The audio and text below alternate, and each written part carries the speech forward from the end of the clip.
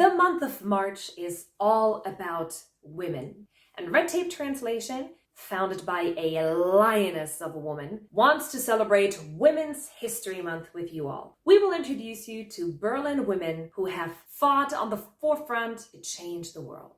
Now, I'm sure you all know that March 8th is the official International Women's Day, and it's celebrated in many parts of the world with events and marches. But did you know that Berlin made March 8th a public holiday in 2019? Yeah, you heard that right. Berliners get a day off, a whole day off. Isn't it nice to have a whole day off to fight the patriarchy?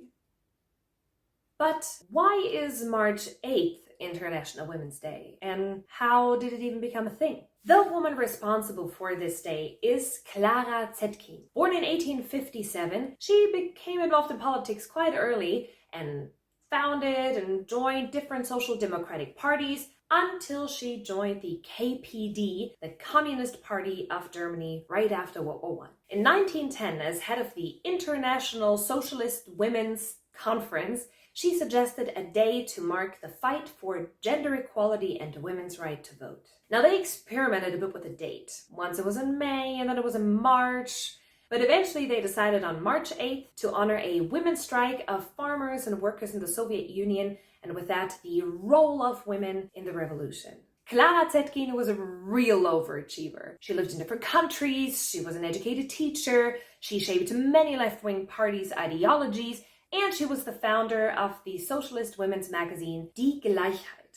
She was a working mom, an activist, and a revolutionary. She even went to prison for a couple of months because of her fight for women's rights. That didn't slow her down one bit, because she ended up becoming one of the first women in the German parliament after World War I. Thanks to women like her, women in Germany got the right to vote in 1919, being one of the first countries in the whole world.